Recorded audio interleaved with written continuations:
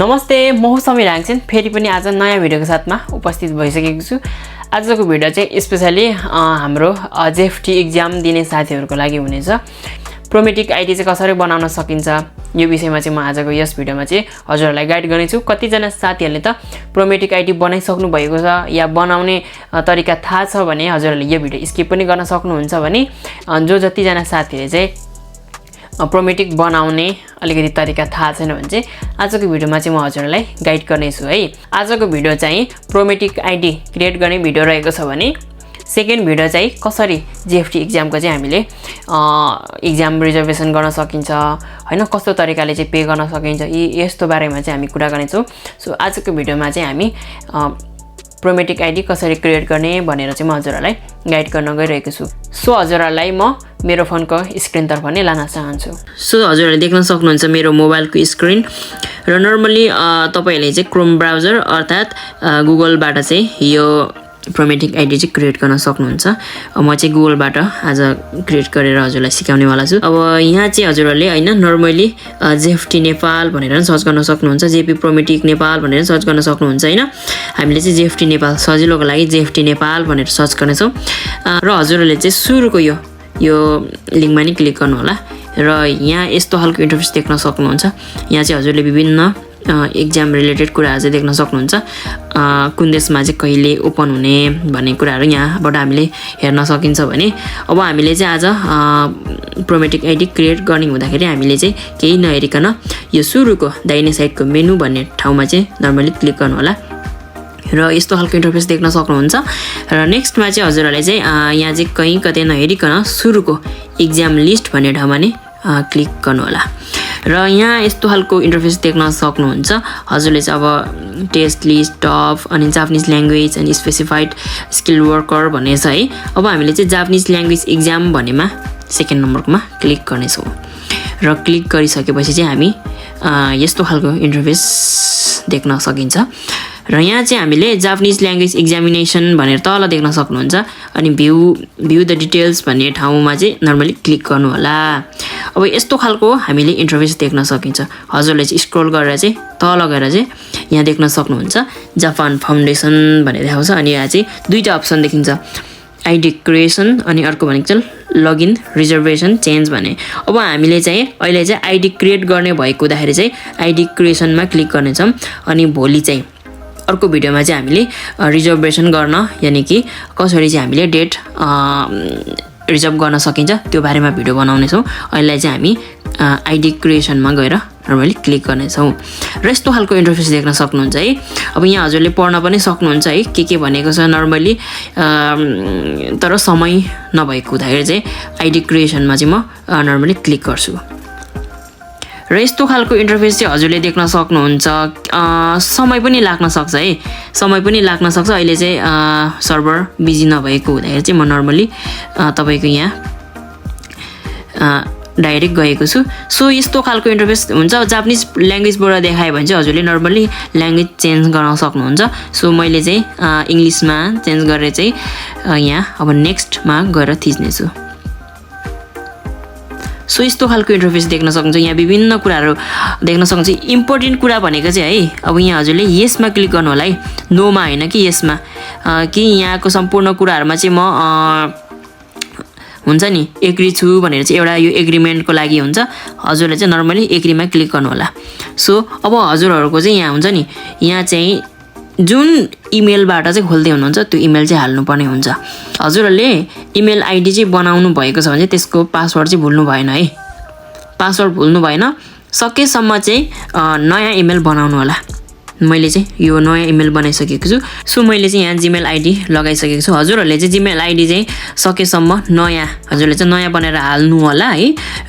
नयाँ नभई पुरानै युज गर्दै हुनुहुन्छ भने पनि त्यो चाहिँ एकदमै त्यसको चाहिँ पासवर्ड चाहिँ हजुरलाई याद हुनु पर्यो है।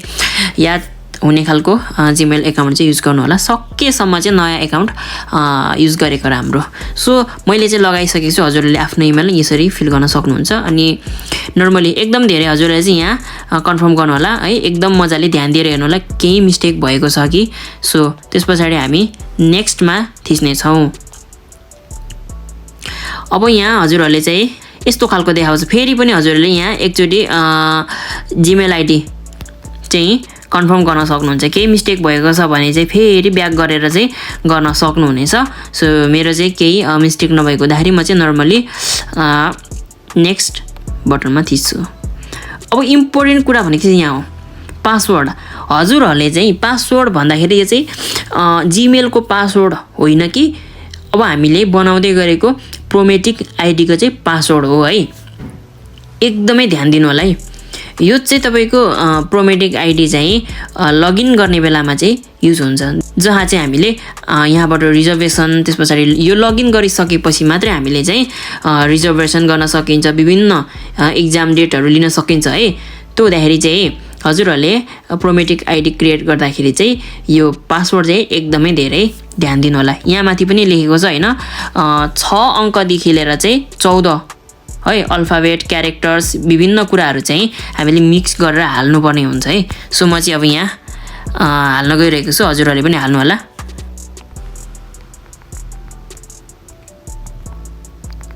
र मैले चाहिँ यहाँ देख्न सक्नुहुन्छ पासवर्ड हाल्छ कि हजुरहरूले चाहिँ कन्फर्म गरेर दुईचोटि हाल्नु होला। पहिलोचोटि र सेकेन्डचोटि सेम पासवर्ड चाहिँ हजुरले टाइप गर्नु होला। त्यस पछाडि हजुरहरूले चाहिँ यसलाई चाहिँ कापीमा मजाले लेखेर राख्नु होला, कहिल्यै नबिर्सिने गरी है। त्यस पछाडि हामी नर्मली नेक्स्टमा जान्छौँ। सो देख्न सक्नुहुन्छ अब इम्पोर्टेन्ट कुरा छ है यहाँ, एकदमै इम्पोर्टेन्ट कुरा।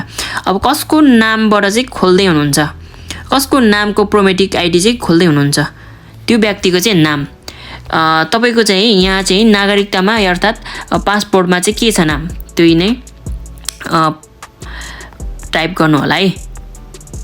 म चाहिँ मेरो भाइको बनाउँदै गरेको हुँदाखेरि चाहिँ सबिन भाइको नाम, अनि मिडल नेम छ भने मिडल नेम हाल्न सक्नुहुन्छ, होइन भने चाहिँ नर्मली लास्ट नेम हाल्न सक्नुहुन्छ। अनि यहाँ अब ध्यान दिनुपर्ने कुरा चाहिँ फिल गर्नुपर्ने धेरै कुराहरू छ है। हजुरले देख्न सक्नुहुन्छ फिल गर्नुपर्ने धेरै कुराहरू छ। अब यहाँ चाहिँ यहाँ देख्न सक्नुहुन्छ है, यो रातो अक्षरले लेखेको रिक्वायर्ड भनेको छ नि, त्यसमा मात्रै आवश्यक पर्छ है। त्यो हुँदाखेरि चाहिँ यो रिक्वायर्ड लेखेको ठाउँमा मात्रै हजुरले नर्मली फिल गर्नु होला है, होइन भने अरू ठाउँमा पर्दैन। अनि एड्रेस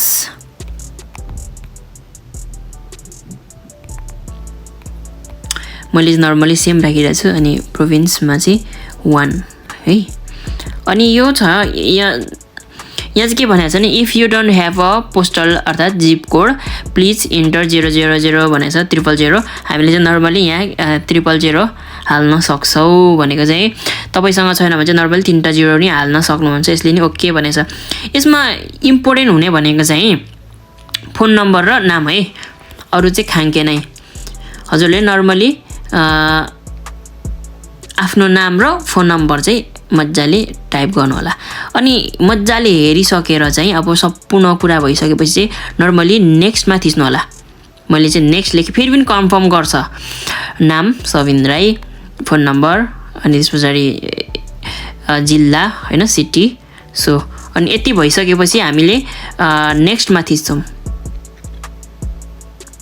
सो हाम्रो प्रोमेट्रिक आइडी चाहिँ क्रिएट भइसकेको छ। सो जिमेल पनि आइसकेको छ, मेल पनि आइसकेको छ। नर्मली हामीले चाहिँ यहाँ क्लिक गरेर चाहिँ हेर्न सक्छौँ है, हाम्रो प्रोमेट्रिक आइडी चाहिँ क्रिएट भइसकेको छ।